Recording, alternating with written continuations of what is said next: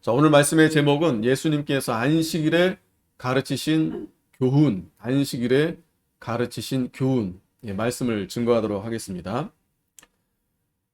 우리가 지난주 말씀을 우리 13장 잠깐 우리가 정리해 보면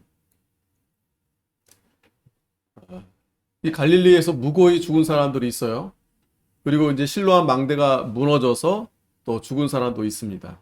그런데 예수님이 그 사람들이 너희보다 더 죄가 많아서 그렇게 죽은 게 아니다 하시면서 너희도 만일 회개치 아니하면 다 이와 같이 망하리라.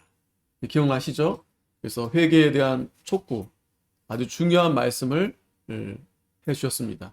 13장의 내용은 전체적으로 이 주님의 재림이 이제 가까운 때에 아주 여러 가지 중요한 교훈의 말씀을 해주셨는데 가장 첫 번째가 바로 회개의 촉구.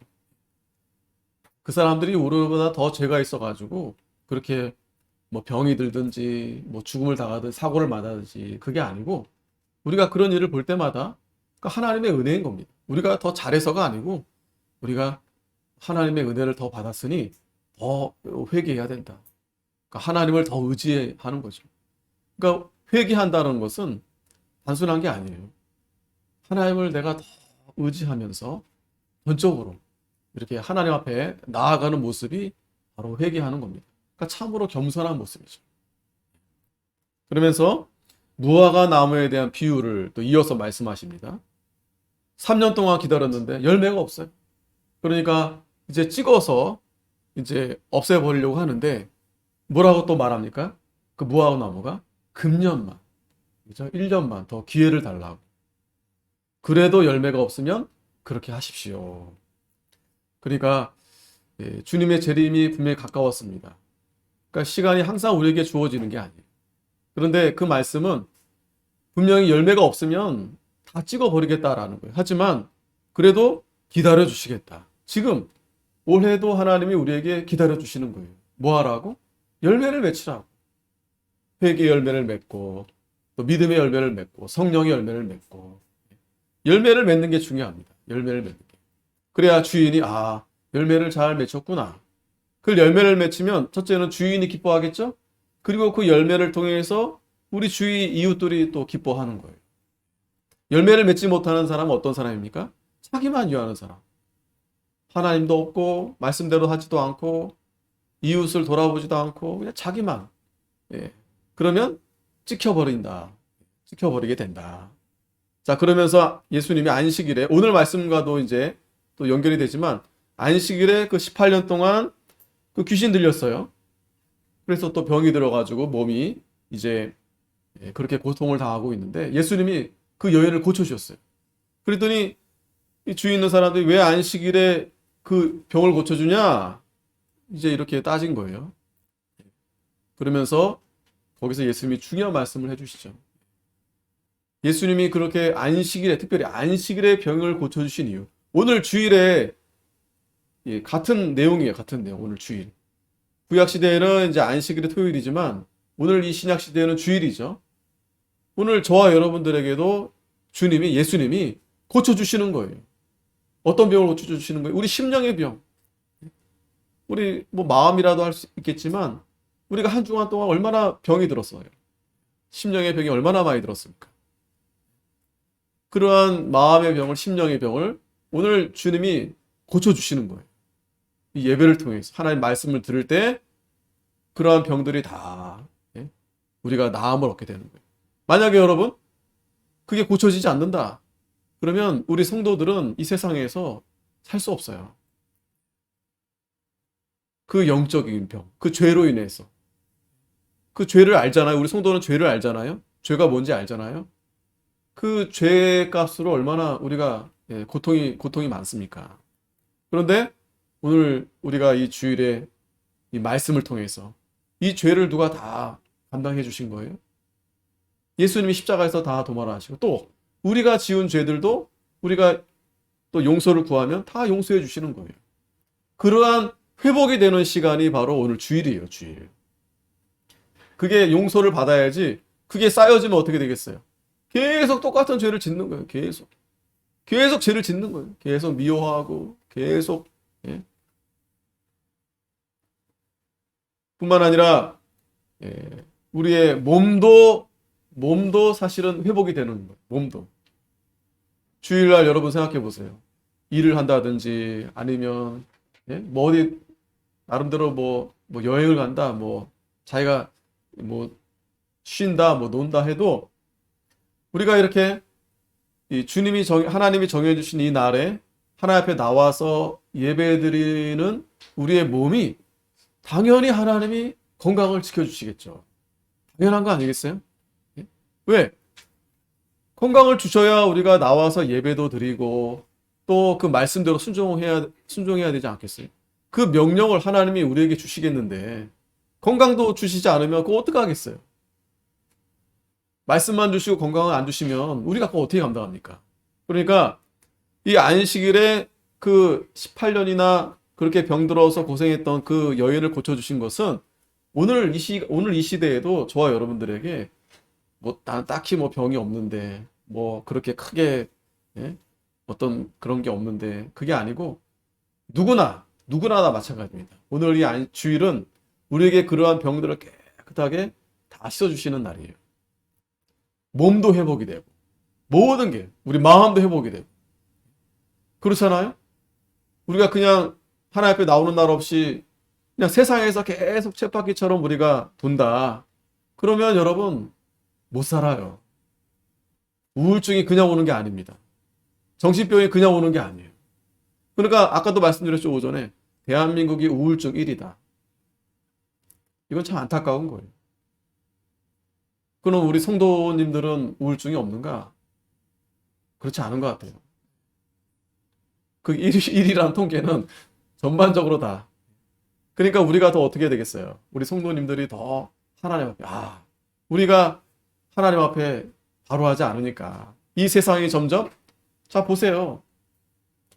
그 다윗과 함께 한 사람들, 어떤 사람들이에요? 환난 받는 자, 빚진 자, 마음이 온통한 자, 다 우울증 환자들이 다 모인 거예요. 환자들이 다 모인 거예요. 그랬는데 어떻게 됩니까? 회복이 되잖아요. 왜? 다윗이 날마다 하나님을 부르짖으니까, 하나님 앞에 나아가니까. 그런 다윗에게 그런 환자들이 다 이렇게 붙는 거예요. 함께 오는 거예요. 그러면서 함께 다 하나님을 찾고 예배하고 그러니까 다 변화가 되는 거예요. 가장 큰 변화는 다윗이 변화되잖아요. 벌써 원수가 코앞에 있는데 이제는 원수를 이렇게 배려해주는 여유까지. 원수를 사랑해주는. 이건 엄청난 겁니다, 여러분. 저와 여러분 같았으면 그런 원수가 아니더라도 당장 내 앞에 누가 미워하는 사람 앞에 있어봐요.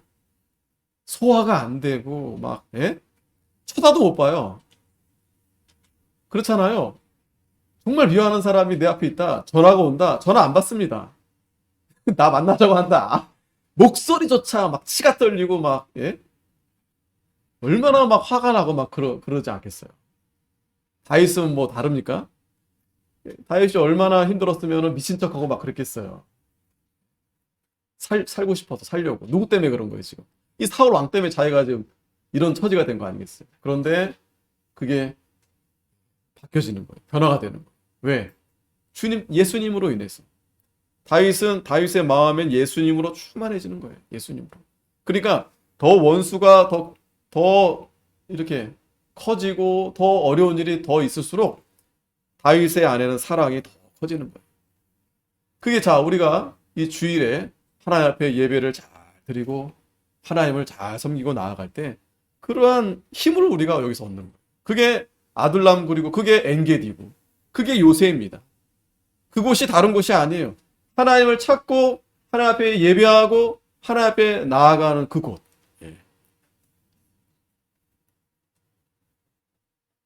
자, 그래서 안식일에 그러한 영적인 안식과 영적인 자유와 해방을 예수님이 이렇게 주셨다. 그런데 정작 그 시대의 교회, 그 시대의 성도들은 누굽니까?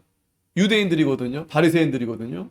근데 정작 그들은 안식이 없어요. 정작 그들은 기쁨이 없어요. 해방이 없어요. 이거는 여러분 오늘 우리들에게 주시는 말씀입니다. 우리가 어찌 보면 우리가 유대인일 수 있고 우리가 바리새인들일 수 있어요. 교회는 이렇게 많은데 예배는 이렇게 많이 드리는데 우리가 정말 하나님이 주시는 그 안식을 누리면서 그렇게 우리가 기쁨으로 나아가는가? 그걸 우리에게 말씀해 주시는 겁니다. 자, 그러면서 하나님 나라는 두 가지 비유를 이제 말씀하시면서 겨자씨와 같다. 누룩과 같다. 겨자씨가 아주 보이지도 않는데 그게 그냥 큰 나무가 돼가지고 새들이 막 깃드는 거예요. 누룩도 막 그냥 순식간에 이렇게. 그게 바로 복음 운동이다. 그게 바로 교회다. 그걸 이제 말씀해 주시는 거예요. 그러면서 어디로 들어가기를 힘써라? 좁은 문으로 들어가기를 힘써라. 좁은 문으로. 들어가기를 구하여도 못하는 자가 많다. 예. 좁은 문으로 들어가는 게 어떻게 해서 들어가는 거예요? 무엇보다 예수님을 믿어야 되겠죠. 그러면 다 좁은 문으로 들어갑니까? 아닙니다. 우리가 믿음으로 하나님 말씀을 바로 찾아서 가야 돼요. 바로 하나님 말씀대로. 하나님 말씀대로 따라가야지 그게 진정한 좁은 문으로 들어갑니다. 다른 교회에 나가시는 분들하고 이렇게 대화를 가끔 하게 되면 대부분 다 여러분 기복신앙에 다 이렇게 젖어 있어요. 기복신앙. 대부분. 뭐 안 그러신 분들도 있습니다. 그러나 대부분 뭐 큰 교회 다닌 분들만 다 그런 건 아니겠지만 근데 대부분 큰 교회 다닌 분들이 그런 기복신앙에 상당히 젖어 있어요. 자기도 모르게. 그래서 지난주도 그런 말씀을 드렸지만 하나님이 모든 주인이 되시는데 우리 하나님의 자녀들이 이 세상에서 가난하게 살아서 되겠느냐? 예? 하나님 왜 복을 안 주시겠느냐? 예전에는 순복음교회가 인기가 없었어요. 이단 취급됐었어요.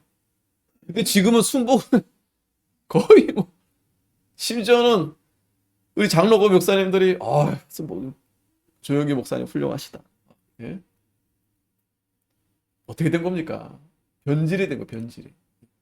바른 신앙, 예? 바른 말씀에서 이제는 그게 세속적인 그런 기복신앙이 됐어요. 그러니까 누가 더 크냐, 누가 더 많냐, 누가 더 세력이 있냐 여기에 이제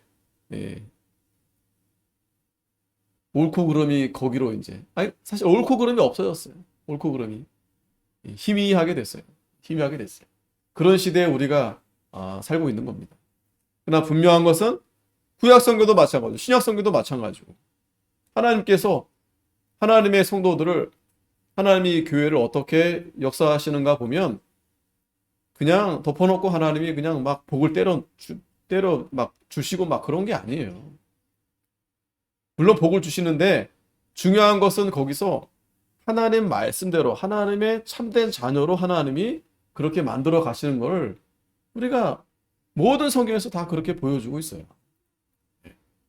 무조건 우리가 고난을 받아야 된다. 무조건 가난해야 된다. 그런 것도 아닙니다. 그러니까 우리는 부하게 되든지 가난하게 되든지 건강하든지 건강하지 않든지 그것은 하나님 앞에 하나님의 뜻에 있다라는 하나님의 뜻대로 우리는 믿음으로 하나님 말씀을 잘 순종해 가면 부하기도 하고 가난하기도 하고 병이 들기도 하고 또 건강하기도 하고 그게 그렇게 크게 중요한 게 아니에요. 그런데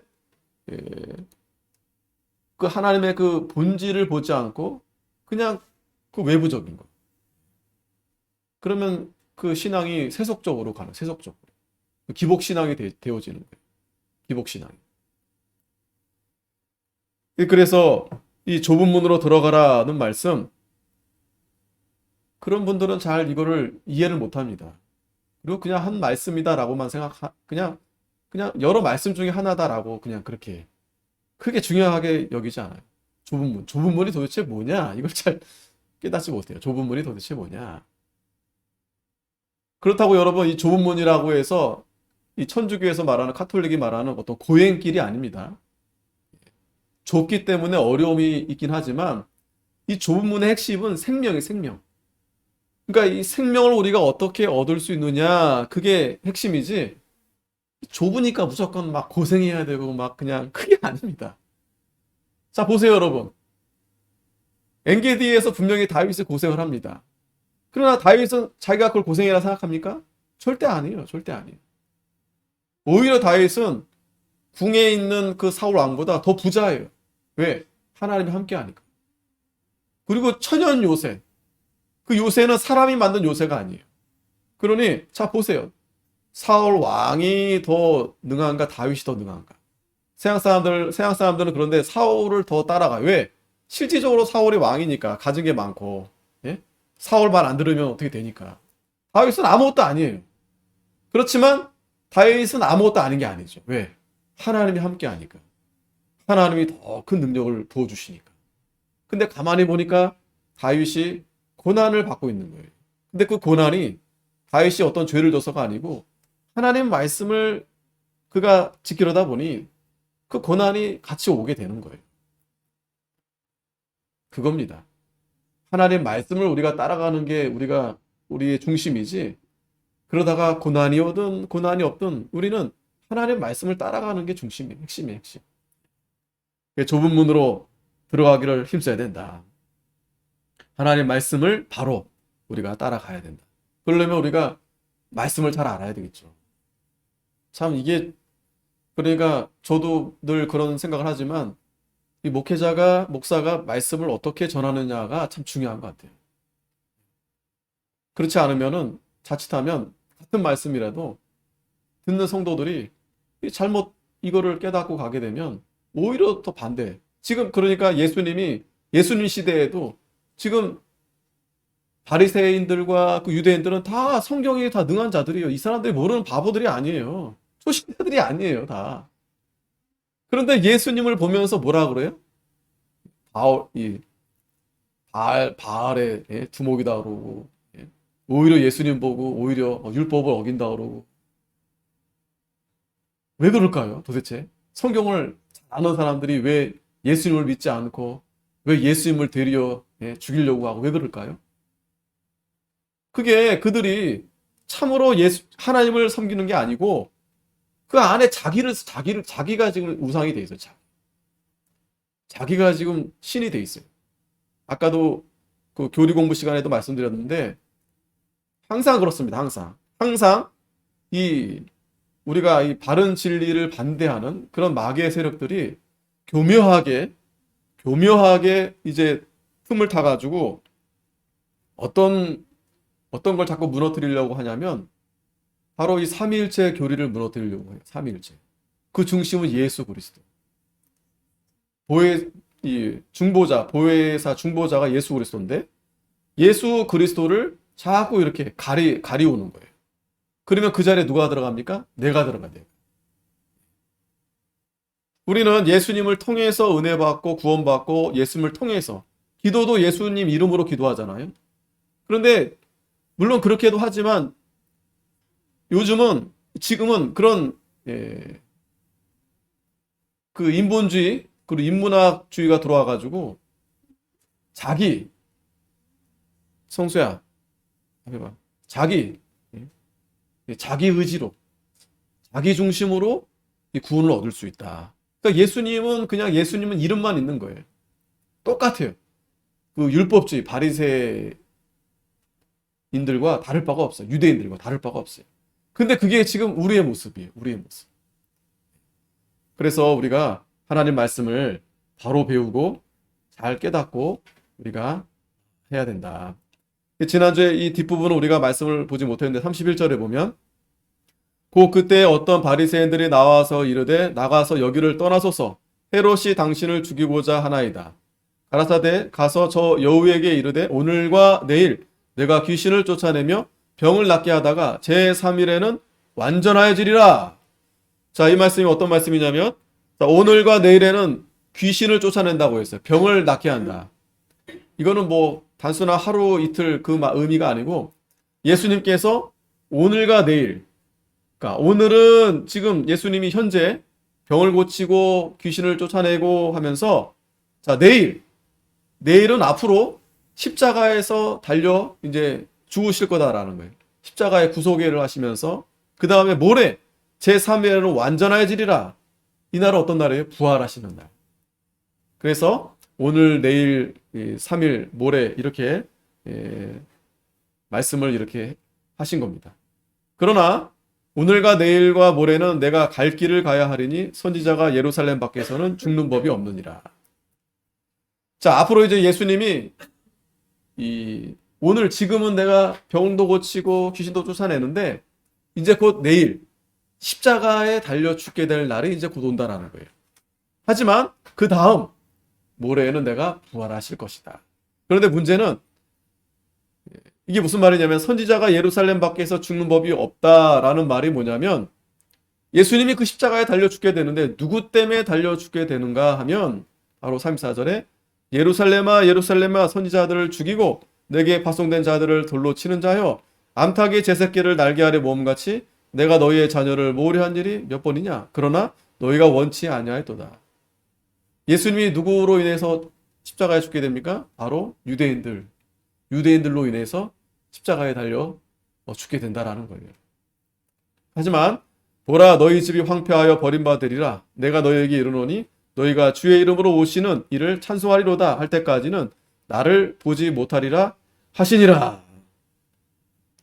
자, 이 믿지 않는 자들이 이 마지막 때는 이제 이렇게 심판을 받게 된다라는 말씀을 이제 하시면서 13장이 이제 마치게 되고 오늘 이제 16장 오늘 세 가지 이 예수님이 안식일에 가르치신 교훈에 대한 말씀을 이제 해주시는데 자 1절부터 보면 안식일에 예수께서 바리새인의 한 두령의 집에 떡 잡수시러 들어가시니 저희가 엿보고 있더라.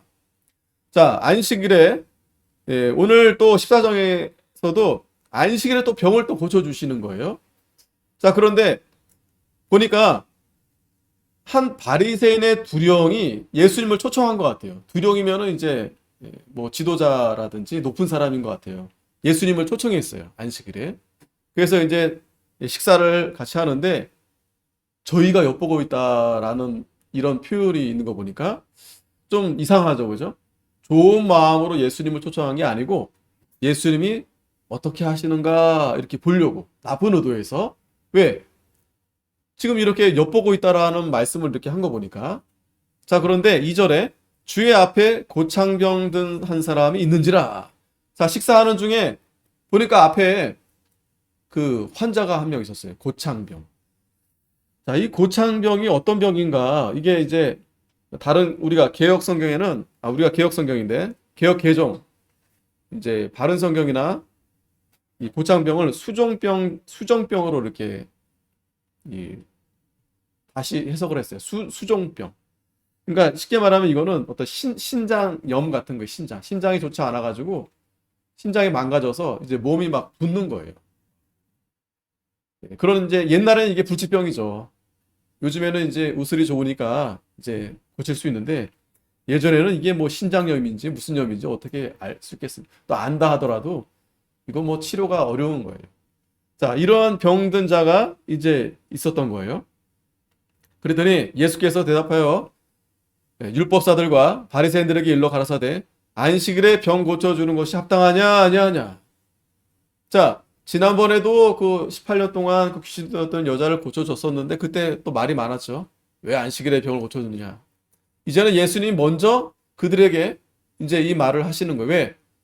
지금 예수님이 다 알고 계시는 거예요. 얘네들이 왜 나를 이렇게 불렀는지 지금 그 환자도 마침 앞에 있기에 이런 상황이 될 줄 알고 예수님을 불렀던 거예요.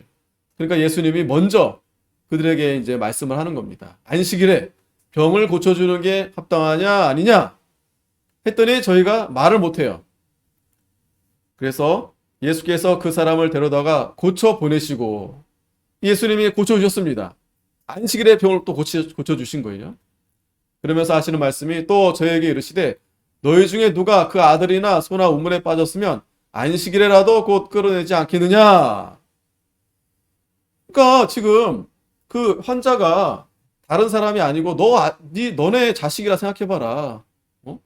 너의 아들이고 너의 딸이라고 생각해봐라. 지금 안식일도 중요하지만 안식일에 만약에 너의 아들이나 너의 딸들이 만약에 뭐 우물에 빠졌다. 심지어는 그 짐승이 소가 우물에 빠졌다. 그럼 가만히 있겠냐? 안 그럴 거다라는 거예요. 어떻게 가만히 있습니까? 예? 남들 할 때는 뭐라 하지만 자기가 이런 일 당하면 가만히 안 있죠. 지금 죽게 되겠는데 지금. 예?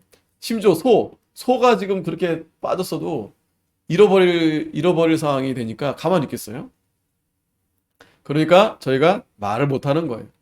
대답하지 못하는 거예요. 예수님이 분명하게 안식일에 그 고창병 환자를 고쳐주면서 그들에게 분명한 안식일에 대한 그 의미를 알려주시는 거예요. 우리가 다시 한번 기억해야 되겠지만 이 안식일은 영적인 안식을 우리에게 주시는 거예요. 영적인 안식. 그러니까 우리는 하나님이 창조하실 때 그 안식을 우리에게 사실 다 주셨어요. 안식을. 그런데 우리가 이 죄 때문에 그 안식을 잃어버린 거예요. 안식이 깨져버린 거예요. 안식. 그러한 가운데 그 안식을 누가 다시 찾아주시는 거예요? 예수님이. 예수님의 십자가의 보혈로 우리가 그 죄를 다 사함받아서 우리가 그 영원한 진정한 안식을 다시 우리에게 얻게 해주신 겁니다. 그렇기 때문에 예수님이 이 땅에 오신 거예요.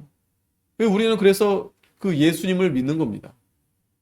그래서 우리는 이 주일에도 예수님 앞에 나아가 하나님 앞에 성부, 성자, 성령께 우리가 예배를 드리는 거예요. 우리의 안식을 주신, 우리의 생명을 주신, 우리의 기쁨이 되신 하나님 앞에. 그러니까 이 안식은 예수님이 그 병자를 고쳐주듯이 우리의 모든 무엇보다도 이 영적인 병, 죄의 영적인 병, 죄로 우리가 망가진 그러한 영적인 그런 병을 고쳐주시는 거예요. 그러니 우리가 이 예배를 우리가 좌시해서 되겠어요? 이거 뭐 들어도 되고 안 들어도 되고. 그러면 계속 그 병에 시달려서 고통받으면서 사는 거예요. 그러나 우리는 이 예배에 우리가 그러한 치료를 받아서 우리는 기쁨을 얻고 나음을 얻고 회복이 되어져 가는 거예요.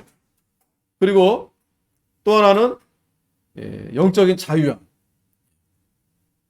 자유함은 다시 말하면 기쁨, 해방이에요, 해방. 그러니까 한 주간 동안 세상에서 우리가 얽매여 있었잖아요, 세상에서. 뭘 먹을까, 마실까, 뭐 여러 가지 복잡한 그런 세상에서 얽매여 있다가 오늘은 우리가 다 거기에서 해방이 되는 날이에요, 해방. 얼마나 기쁜 날 아니겠어요? 자유로운 날 아니겠어요? 하나님이 우리의 모든 주인이 되시고 우리의 힘이 되어주시는데 세상에 살 동안에는 우리가 그걸 잊어버려요. 잊어버립니다. 그러나 오늘 이 주일에는 우리가 예배하면서 다시 하나님을 다시 원래대로, 원래 자리로 다시 모셔드리는 거예요. 그래야 우리가 또 내일 또 한 주간 또 세상을 살 때 또 힘을 얻는 거예요. 싸울 힘을, 능력을 얻는 거예요. 그렇지 않으면 우리가 다 넘어지고 다 싸울 수가 없어요. 첫 번째는 예수님께서 안식일에 이 병자를 고쳐주면서 안식일에 대한 참된 의미를 말씀해 주신 겁니다. 우리를 건져 주신 거예요. 살려 주신 거예요. 자유를 주신 거예요. 기쁨을 주신 거예요. 자, 두 번째는 7절에 청함을 받은 사람들의 상자 택함을 보시고 저에게 비유로 말씀하여 가라사대. 자, 지금 이제 계속해서 지금 예수님이 바리새인의 집에 가서 지금 초청을 받고 식사하시면서 대화를 나누고 있는 거잖아요. 자, 그런데 참 중요한 말씀을 또 해주시는 거예요. 어떤 말씀이냐면 네가 누구에게나 혼인잔치에 청함을 받았을 때 상좌에 앉지 말라. 그렇지 않으면 너보다 더 높은 사람이 청함을 받은 경우에 너와 저를 청한 자가 와서 너더러 이 사람에게 자리를 내어주라 하리니 그때 내가 부끄러워 말석으로 가게 되리라. 자, 그러니까 이 자리에 대한 얘기를 이제 하시는 거예요. 자리에 대한 얘기. 초대를 받았는데 그냥 자기가 스스로 먼저 높은 자리에 가서 앉지 말라는 거예요. 대부분은 다 좋은 자리, 높은 자리에 앉기를 원하지. 뭐 초라하고 저 끝에 누가 앉으려고 하겠어요. 물론 이제 그런 분들도 계시죠. 이제 뭐 성격상 이제 그렇게 이제 일부러 이제 그런 자리 찾기도 하는데 대부분은 어디를 앉으려고 합니까? 높은 자리로 앉으려고 한다는 거죠. 그런데 주인이 만약에 거기 사실은 자리가 주인이 있다, 다른 사람이 있다. 그러면 얼마나 민망하지 않겠어요. 그러니까 스스로 높은 자리에 앉지 말아라. 차라리 낮은 자리에 앉아라. 그럼 낮은 자리에 앉았을 때 주인이 아, 거기가 사실 아니고 저기 높은 자리에 있습니다. 이렇게 해주면 오히려 더 좋잖아요. 예? 근데 자기가 스스로 높은 자리에 먼저 더 앉았다가 아, 그 자리 아니신데 내려가셔야 되겠는데 그러면 얼마나 참 민망하지 않겠습니까? 그러니까 예수님이 이 안식일에 두 번째 아주 중요한 교훈을 말씀해 주시는 거예요. 낮은 자리에 가서 앉으세요. 낮은 자리. 낮은 자리에 가서 앉으라는 거예요. 10절에 청함을 받았을 때 차라리 가서 말석에 앉으라. 그러면 너를 청한 자가 와서 너더러 버치어 올라 앉으라 하리니 그때에 함께 앉은 모든 사람 앞에 영광이 있으리라. 그렇지 않겠어요? 낮은 자리에 앉아 있으면 높여준다라는 거예요. 그러면서 이 11절 중요한 말씀입니다. 다 같이 한번 읽겠습니다. 11절 시작. 무릇 자기를 높이는 자는 낮아지고 자기를 낮추는 자는 높아지리라. 아멘. 다시 말하면 겸손하라는 말씀이죠. 근데요, 사람들이 다 이 높아지려는 마음들이 있어요. 저도 그러고요. 예? 다 높아지려는 마음이 뭐냐면 자기를 드러내고 싶은 거예요.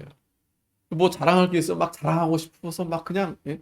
아니면 내가 못하면 누가 막 얘기 막 찔러가지고 막 얘기 안 해주면 자기 입으로 막 하고 막 예? 못 견뎌요, 못 견뎌요. 그 사람이 그래요. 자기를 높이기를 원하고 또 알아주지 않으면 굉장히 예? 참 섭섭해하고 그럽니다. 그러지 말라라는 거예요. 차라리 낮은 자리에 앉아 있게 되면 되려 어?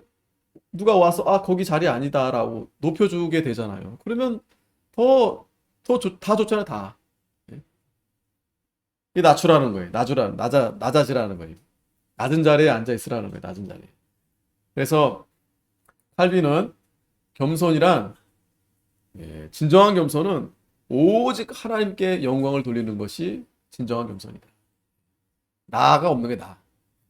세례 요한도 그는 흥해야 되겠고 나는 쇠해야 되리라.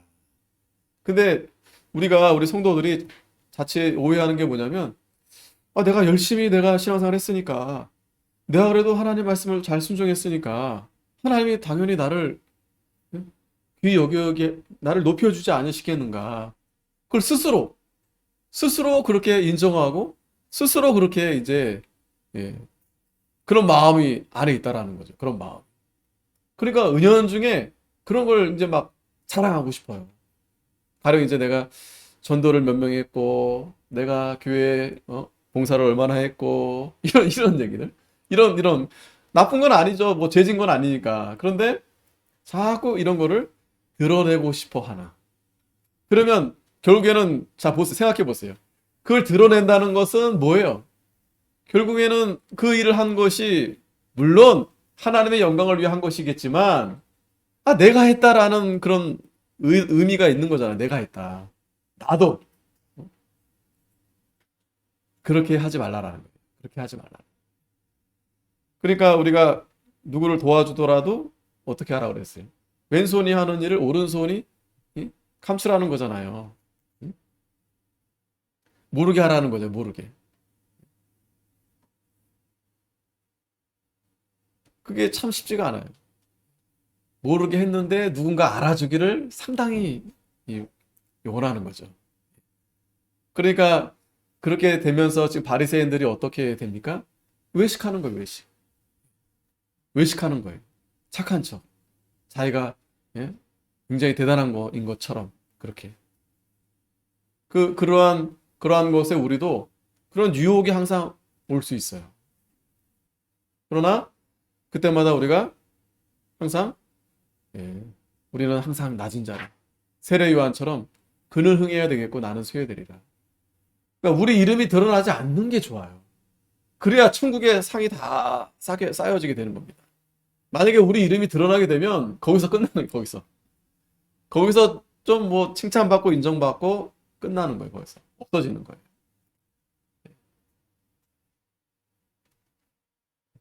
자, 마태복음 18장 4절에 그러므로 누구든지 이 어린아이와 같이 자기를 낮추는 그이가 천국에서 큰 자니라.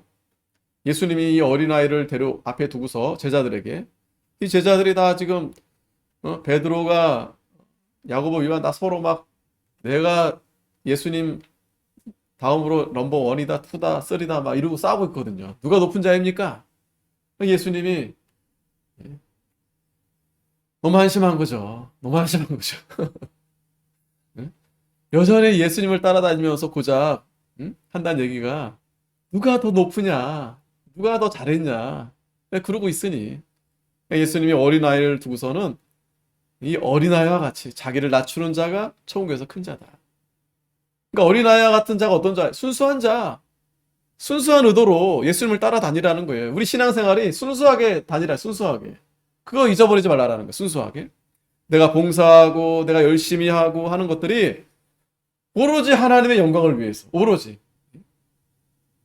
그러니까 우리는 자 보세요. 내가 열심히 했는데 내가 최선을 다했지만 보상을 받지 않아도 상관없어요. 왜?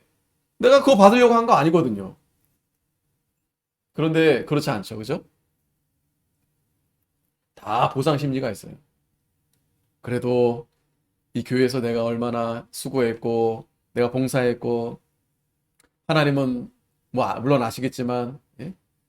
그 다 사람들이 알아주기를 원해요. 알아주기를 원해요. 그러면 시험에 드는 거예요. 그러면 시험에 드는 거예요. 그러니까 예수님이 다 아니까 예, 그러지 말라는 거예요. 그러지 마라. 하나님이 다 아시니까 그러지 마라. 우리는 오로지 하나님의 영광을 위해서 하는 거예요. 오로지 하나님의 영광을 위해서. 그러니까 우리는 감추고 드러나지 않게 하면서 우리는 열심히 최선을 다하는 것입니다. 그러면 천국에서 큰 자다. 그런데 천국에서 큰 자가 되어야 되겠는데 그거는 이제 나중에 가봐야 될 일이고 지금 여기 있는 동안에 자꾸 크고 싶은 거예요. 자꾸 인정받고 싶은 거예요. 야고보서 1장 9절에도 낮은 형제는 자기의 높음을 자랑하라. 이 낮은 형제는 어떤 형제가 낮은 형제가 되겠어요? 그럼 겸손한 사람은 뭘 자랑하냐면 높음을 자랑한다는 건 다른 게 아니고 나의 어떤 영적인 것을 자랑하라는 거예요. 영적인 그런 것을 자랑해라. 우리가 겸손하면 겸손할수록 낮아지면 낮아질수록 우리의 그 영적인 이 영의 능력, 영의 그러한 능력이 더 커지는 거예요. 겸손할수록 낮아질수록. 근데 실력 없는 사람이 믿음 없는 사람이 어떤 사람이에요? 자꾸 높아지려는 사람. 거기에는 순수함이 없어요. 그게 여러분 시간이 지나면 다 드러납니다. 아, 이 사람이 처음에는 와서 열심히 하고 정말 딱 보면 야 장로님 감이다 뭐 예? 집사님 감이다 했는데 시간이 지나면 드러나는 거예요. 아, 이 사람이 뭔가 의도를 가지고 이렇게 한 거구나. 누가 알아주지 않으니까. 그러니까 하나님 앞에서 한 게 아니구나. 쉽게 말하면 자기를 위해서 그렇게 한 거구나. 그런 사람들은 다 떠나요. 오래 머물러 있지 않아요. 마음에 그 순수한 의도가 없어요. 그러나 순수한 사람은 정말 하나님을 위해 한 사람은 초막이나 궁궐이나 뭐 거기가 작든지 크든지 어렵든지 그런 거 관계없어요. 왜? 하나님 앞에서 하니까. 그러면 하나님이 반드시 높여줍니다. 야고보서 4장 10절에도 주 앞에서 낮추라 그리하면 주께서 너희를 높이시리라. 하나님이 높여주십니다. 오늘 오전에 그 엔게디 말씀도 사실은 하나님이 다윗을 시험한 장소예요. 시험한 장소. 여러분 생각해 보세요. 다윗이 순간 거기서 그냥 서둘렀다면 빨리 내가 좀 그러니까 자기 생각에만 갇혀 있다면 사울 죽였을 거예요. 그 시험을 다윗이 믿음으로 잘 통과해요. 어떻게? 자기를 낮추면서. 계속 자기를 낮추면서. 자기를 낮췄기 때문에 하나님 앞에 맡기고 그렇게 일이 된 거지. 자기가 높았어 봐요. 내가 저 사울보다 내가 못한 게 뭐냐. 사울은 천천히 나 만만. 여론조사에도 다 내가 이제 우세하고 예? 예? 다 인정받고 다 좋아하는데 그런 마음이 들면 어떻게 되겠어요? 순간 자기가 높아지면 어떻게 되겠어요? 아, 사울을 그냥 죽여버리는 거죠. 그런데 그 시험을 다윗이 통과한 거예요. 예수님도 공생의 시작 전에 광야에 있는 동안 사탄이 와서 그거 시험한 거예요. 야, 돌을 떡으로 만들어 봐라. 성전의 높은 데 뛰어내려 봐라. 내가 이거 다 주겠다. 예? 그거 시험한 거예요. 근데 웃긴 거죠. 예수님이 하나님인데. 하지만 예수님이 말씀으로 그 시험을 이기신 거예요. 사단아 물러가라. 주 너희 하나님을 시험하지 마라. 사람이 떡으로만 사는 것이 아니요. 하나님의 말씀으로 사는 거다. 그 시험을 통과하신 거예요. 어떻게 통과할 수 있었던 거겠어요? 자기를 낮추니까.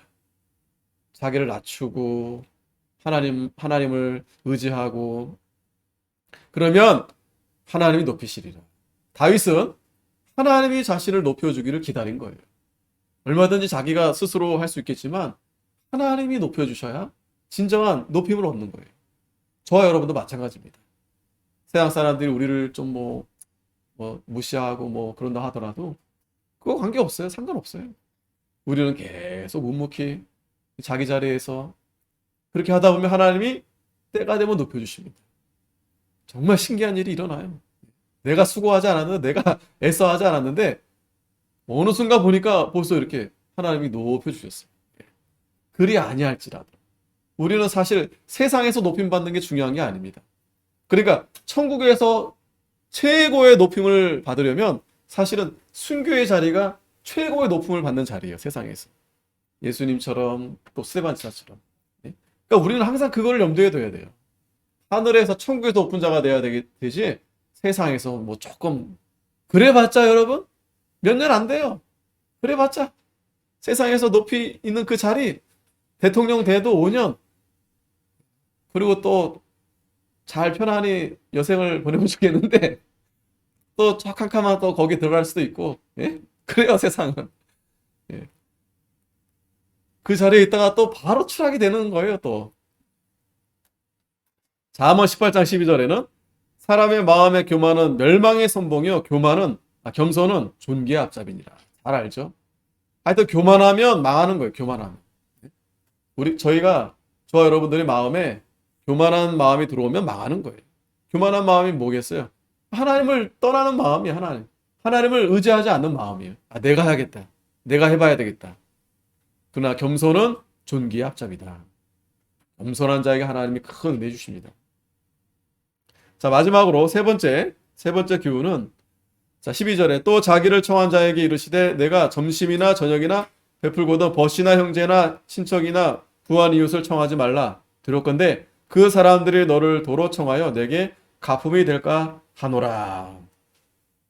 자, 어떤 말씀이냐면 이제 13절 말씀인데 초청을 하는데 부자들이나 있는 자들 초청하지 말고 가난한 자들, 또 병든 자들, 저는 자들, 소경들 이런 자들을 초청하라는 거예요.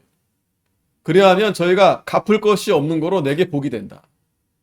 그러니까 진정한 구제 도와주려면 정말 어려운 사람들을 도와주라는 거예요. 그리고 그걸 받으려고 내가 인정받으려고. 그러니까 그런 거 있잖아요. 어디 도와주고서 이렇게 딱 카메라 딱 사진 찍고 이렇게 그런 거 할 수 있겠지만 물론 그렇게 이제 하는 것에 대해서 제가 크게 이렇게 비판하는 건 아니고 근데 그런 걸 의도적으로 하는 사람들이 있다라는 말씀을 제가 하는 거예요. 의도적으로 자기가 어떤 정치적으로 어떤 자기의 어떤 이권을 위해서 도와주는 건 좋은데 그냥 도와주는 게 아니고 자기가 어떤 인기를 얻으려고 그렇게 하지 말라는 거예요. 그거는 진정한 부재가 아니다. 이 세 번째 아주 중요한 말씀을 해주시는 거예요. 갚을 것이 없는 자를 대접해야 된다. 다시 말하면 의도가 순수해야 된다. 순수한 의도로. 정말 불쌍해서 그러한 사랑하는 마음으로 도와줘야지 내가 저 사람을 도와줬으니까 거기에 대해서 누가 참 잘했습니다. 이렇게 알아주고 아니면 어떤 그런 보상을 받기 위해서 그렇게 하지 말라. 왜? 하나님이 갚아주신다. 근데 그게 사람들에게 드러나게 되면 하나님이 갚아줄 게 없어요. 하나님께서. 여러분들이 잘 생각해 보셔야 됩니다. 하나님이 갚아주는 게 더 큰 건가? 아니면 그 순간 조금 사람들 앞에서 좀 뭔가 이렇게 인정받으려고 하는 게 더 큰 건가? 비교가 안 되죠. 하나님이 갚아주시는 건 이건 비교가 안 돼요. 그러니까 생각해 보세요. 하나님이 갚아주신다는 건 당장 나에게만 갚아주는 게 아니고 나로 인해서 내가 그런 선한 행위함을 인해서 내 후손들과 나에 관계된 사람들에게도 하나님이 다 갚아줄 수 있어요. 근데 그러한 부분을 그냥 하나님 앞에 맡기고 기다려야 되는데 당장 내가 어떤 보상 받기 위해서 인기를 받기 위해서 그렇게 하게 되면 하나님 앞에 받게 될 것이 없다. 자, 오늘 이 세 가지 안식일에 하나님께서 예수님께서 가르치셔 주신 이 교훈. 첫 번째는 바로 이 안식일에 병을 고쳐주셨다. 오늘 여러분 이 오후 예배 시간까지 우리가 다 치료를 받고 가는 치료가 되잖아요. 아, 내가 교만했구나. 내가 진짜 나다지지 못했구나. 내가 순수하지 못했구나. 이게 다 여러분 말씀으로 다 여러분들이 치료받는 거예요. 저도 마찬가지고. 그걸 알면서도 우리가 이 부분에 대해서 말씀으로 잘 이걸 깨닫지 못하면 여전히 또 가서 여전히 또 세상 가서 또 높아지려고 그러고 또 거짓말을 밥 먹듯이 하고 그렇게 사는 거예요. 더 큰 죄를 지면서 사는 거예요. 그런데 오늘 이 시간에 예수님 그 말씀을 통해서 우리가 회복이 되어지는 거예요. 뿐만 아니라 영적인 치료뿐만 아니라 우리 몸도 건강해져요. 몸도. 왜 그런지 아세요? 마음이 건강해야 몸이 건강해지는 거예요. 정신이 건강해져야 몸이 건강해지는 거예요. 그러니까 마음이 정신이 건강치 못하면 몸도 자연스레 병이 되게 돼 있어요. 근데 여러분, 자, 의사들도 그 엔돌핀이 몸에 자연 면역 치료라고 해가지고 그게 상당히 몸을 이렇게 도와준다. 건강하게 해준다. 생각해 보세요, 여러분. 우리가 이 예배를 통해서 우리가 진짜 하나님이 주시는 그 기쁨으로 은혜를 받으면 그거야말로 그 어떤 것보다 최고의 면역 치료가 되지 않겠어요, 여러분? 제가 뭐 신비적인 걸 말하는 게 아니에요.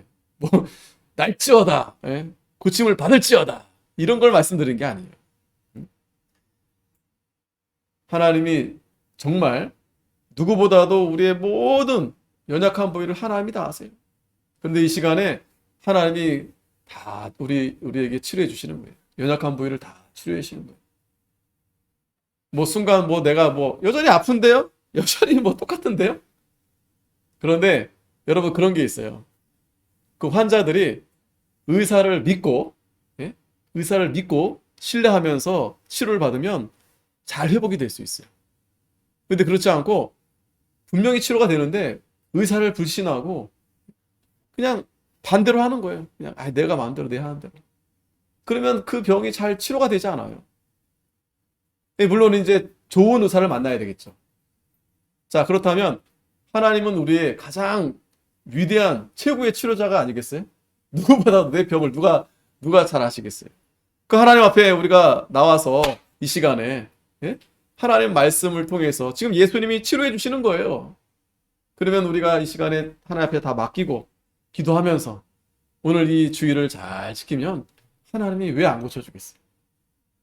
그럼 우리가 예배 끝나고 나아갈 때 마음이 편안하고 기쁘고 감사하고 그것만큼 최고의 치료제가 어디 있겠어요? 꼭 병원에 가가지고 뭐 영양제를 맞고 그거보다도 이거는 비교가 안 됩니다, 여러분. 분명하게 여러분들 거 아셔야 돼요. 그리고 두 번째는 낮은 자리에 앉아야 된다. 최고의 겸손은 뭐라 그랬어요? 하나님 앞에 오직 하나님 앞에 영광을 돌리는 거다. 그리고 갚을 것이 없는 자를 대접해야 된다. 순수한 정말 사랑하는 마음으로 기도하겠습니다. 하나님 아버지 감사합니다. 오늘도 주신 이 귀한 말씀을 저희들이 마음에 잘 새기고